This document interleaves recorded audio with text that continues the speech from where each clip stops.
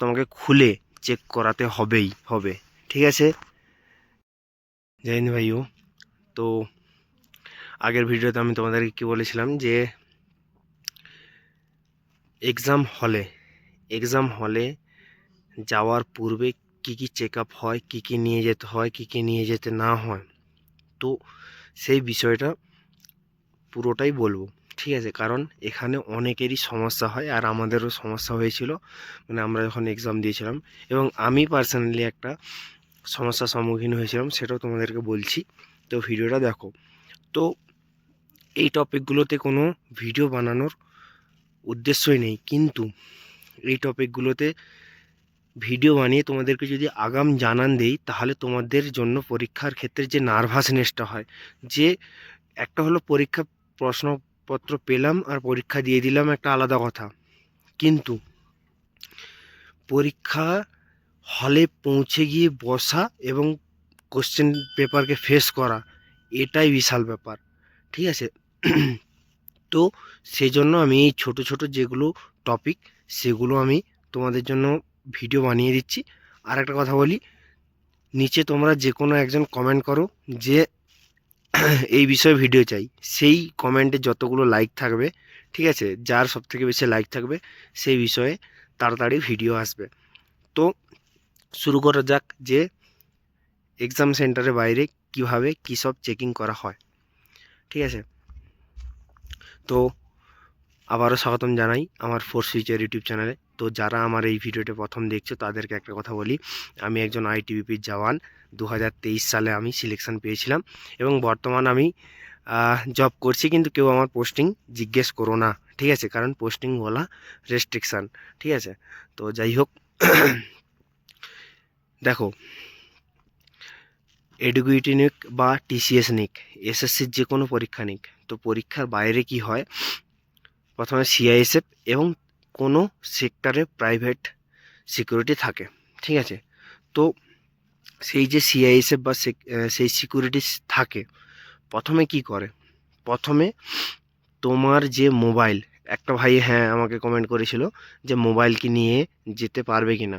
ভাই, এটা রাজ্য সরকারের পরীক্ষা নয় যে মোবাইল নিয়ে যেতে পারবে। ঠিক আছে, হ্যাঁ, তো যাই হোক, মোবাইল, তোমার সমস্ত ডকুমেন্ট একটা ব্যাগে ভরে বাইরে তোমাকে কোথাও জমা করে দিয়ে আসতে হবে।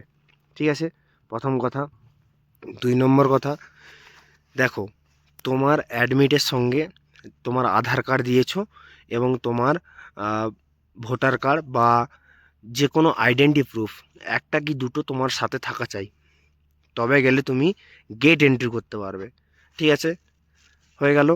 এরপরে বলি, এরপরে কি এরপরে যেটা হবে সেটা হচ্ছে যে তোমাকে, এরপরে যেটা বলি, দেখো, তোমাকে এই ডকুমেন্ট নিয়ে গেলে, এরপরে ব্যাপার হচ্ছে ফার্স্ট নিচে থেকে বলি, যদি কেউ শু বা বুট যেটা বাংলাতে বলি, বা আমরা হিন্দিতে তো জুতা বলি, ঠিক আছে, কিন্তু এইটা পরে যাও তাহলে ওটা তোমাকে খুলে চেক করাতে হবে। ঠিক আছে, তাই চেষ্টা করবে স্যান্ডেল বা চপ্পল পরে যাওয়ার। ঠিক আছে, সেকেন্ড, এরপরে বলি যে মানে তোমার যদি কাপড় গায়ে হাত দিয়ে তো তোমার চেক করবে ফুল পোশাক।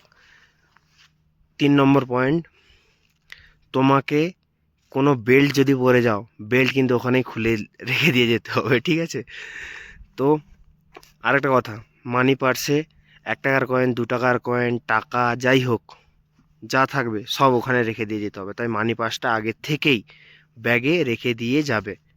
ঠিক আছে, বাকি মাথার চুলও এরকম করে চেক করবে, টুপি পরে গেলে টুপি চেক করবে। যেমনভাবে তুমি যদি কোনো ফ্লাইটে কখনো যাও, ফ্লাইটে যা যা চেক করা হয় সেম তাই চেক করা হবে। পেন কাগজ কোনো কিচ্ছু ভেতর যাবে না। ব্যাস এটুকুই তোমাদেরকে ধ্যান রাখতে হবে, যে সিম্পল সিধা সাদা জামা প্যান্ট পরে যাবে, পরীক্ষা দেবে এবং বাপাস আসবে। ঠিক আছে, না কোনো ঝামেলা, না কোনো কিছু করবে।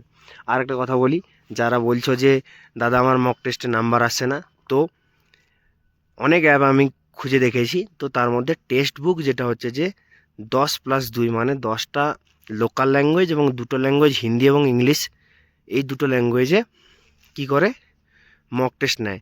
তো টেক্সট বুকের পাস প্রো বিশেষ করে, তো ভাই হোলির উৎসবে যদি আমার ফোর্স 12 প্রোমো কোড ইউজ করো তাহলে এরা এখানে 350 টাকায় টোটাল ইয়ারলি পাস প্রো দিচ্ছে, ঠিক আছে, টেক্সট বুকে। তো এটা ভালো সুযোগ যে তোমরা নিতে পারো। বাকি যারা বলছে যে ভাই দাদা তোমরা টেক্সট বুকে প্রমোশন করছো, তো প্রমোশনের কিছুই নেই, বাকি নিজের উপরে, ঠিক আছে, নিতে পারো না নিতে পারো তোমাদের ব্যাপার। তো আমার প্রোমো কোড ফোর্স 12 যদি ইউজ করো তোমরা এখান থেকে আরামসে 12% ছাড় পাবে, ঠিক আছে। তো যাই হোক, এটুকুই বলবো। আর যে কোনো তোমরা যদি ভিডিও কমেন্ট করো এবং সেই কমেন্টে যদি যারা লাইক থাকে তার উপর আমি ভিডিও বানাবো, ঠিক আছে। তো দেখা হচ্ছে নেক্সট ভিডিওতে।